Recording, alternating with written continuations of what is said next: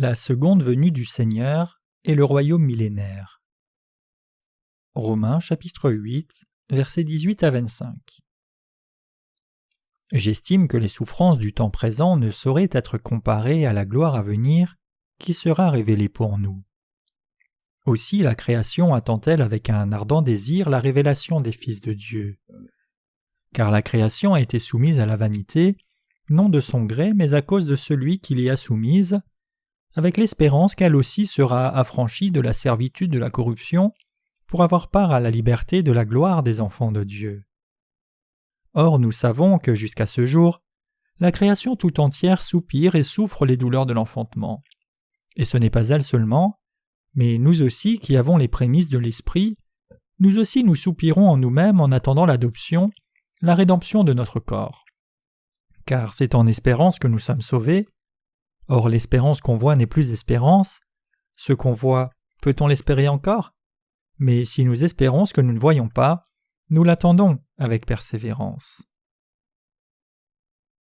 Ceux qui sont justes en croyant dans la justice de Dieu ont reçu la gloire du paradis. C'est pourquoi ils souffrent avec l'évangile de l'eau et de l'esprit de Jésus pour vêtir tous les gens de la gloire du paradis.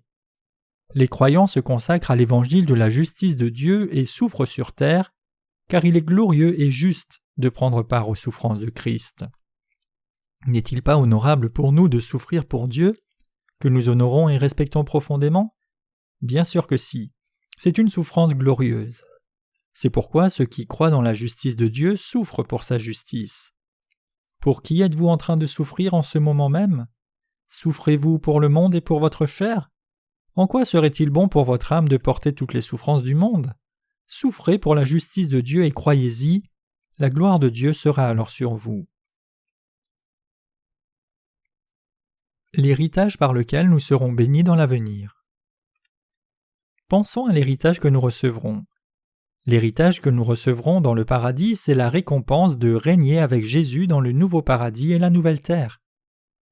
La gloire que nous recevrons dans le royaume millénaire et le royaume éternel de Dieu est si grande qu'elle ne peut être mesurée.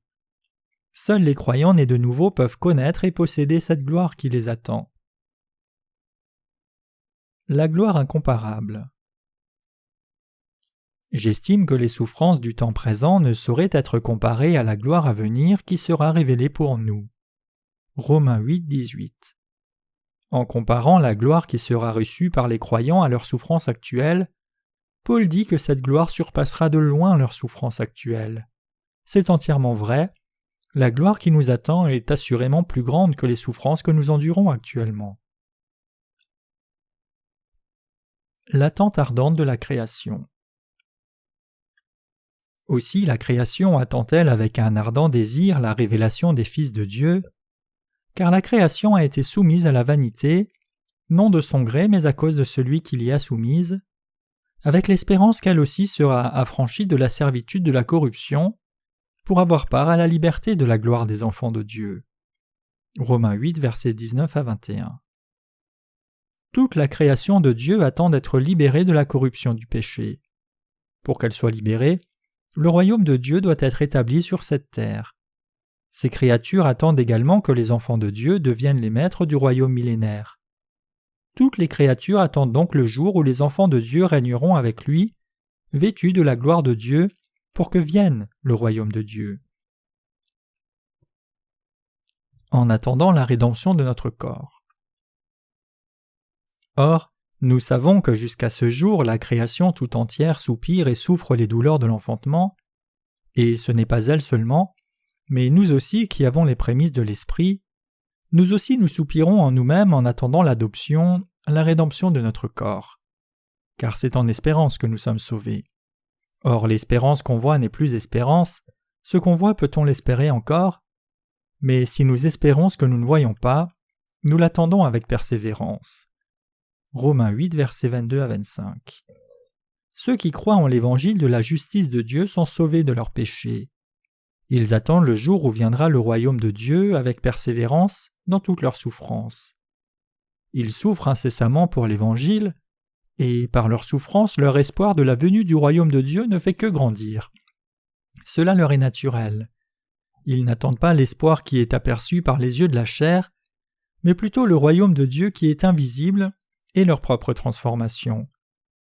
Les gens et toutes les autres choses dans le monde d'aujourd'hui sont quelque chose d'incroyablement épuisant.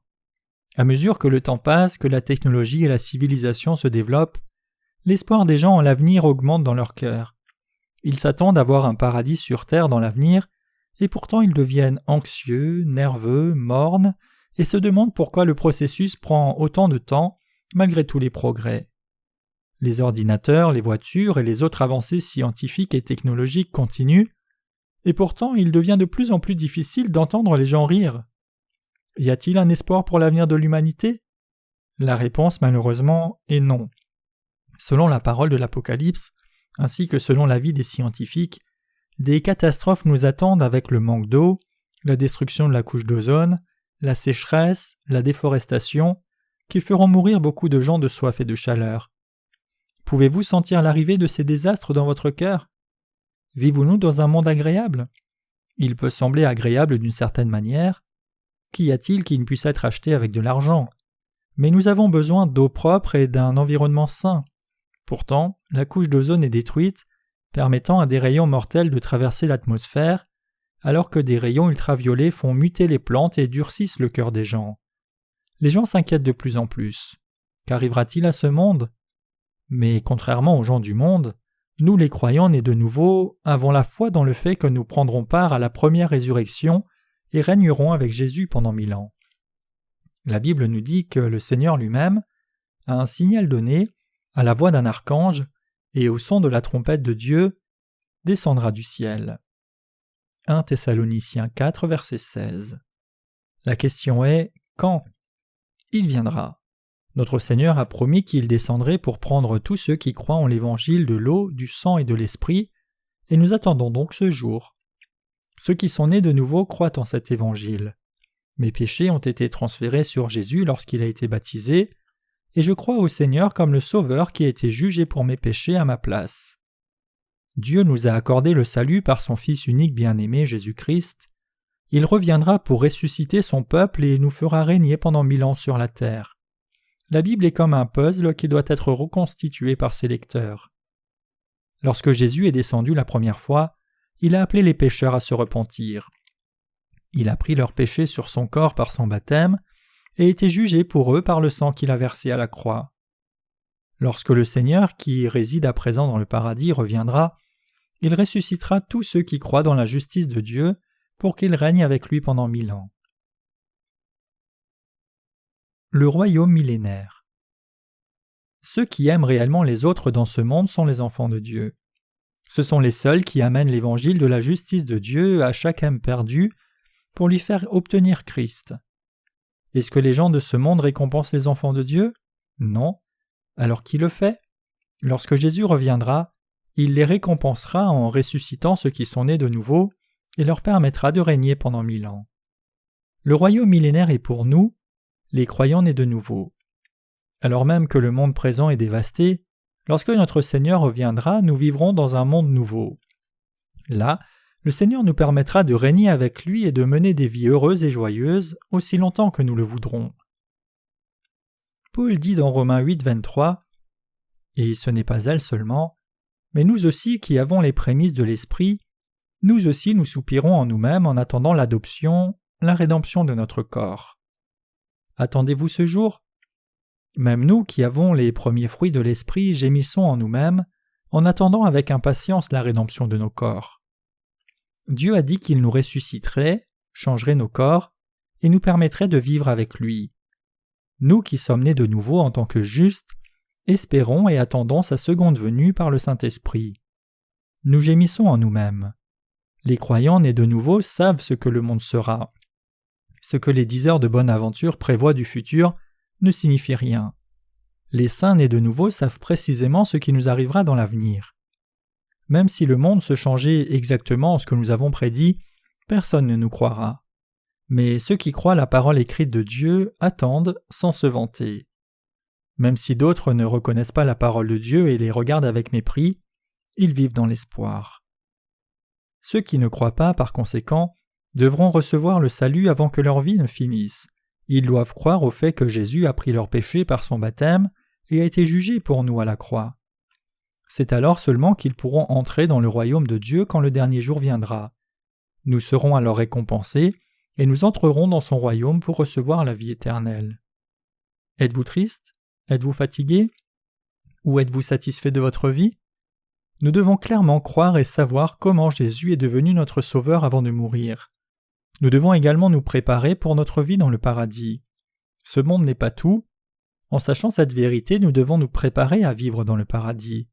C'est ce que font les sages. Vivez-vous dans le plaisir jour après jour? Si oui, vous êtes un imbécile.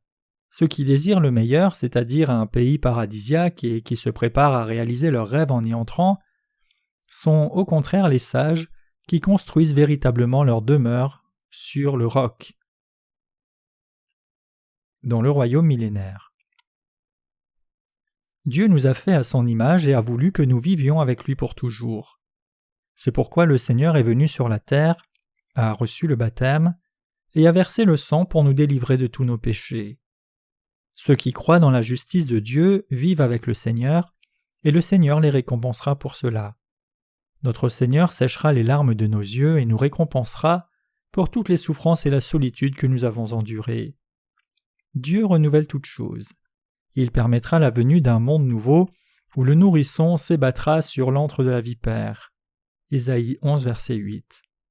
Nous devons croire et attendre ardemment ce que nous ne voyons pas, en espérant la venue de ce jour avec persévérance. Si nous disons que nous attendons ce que nous voyons, nous sommes stupides.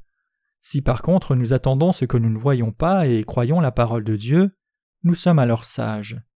Si après notre salut nous attendons la gloire qui, bien qu'à présent invisible à nos yeux, viendra certainement, c'est juste. Dieu lui-même gémit plus que nous, mais il nous fait attendre quand même. Nous attendons ardemment que notre chair soit changée en décor spirituel et de régner lorsque viendra notre heure. Que dit le Saint-Esprit qui habite en nous? Pourquoi nous fait-il attendre? Il nous fait attendre le royaume millénaire. Le Seigneur attend de renouveler nos corps et de vivre avec nous, et nous attendons aussi de régner pendant 1000 ans avec lui. Alléluia! Nous remercions notre Seigneur. Les chrétiens vivent avec leur espoir dans le paradis et ont confiance dans leur espoir. Cette confiance n'est pas basée sur des sentiments, mais sur la parole de Dieu qui ne ment pas.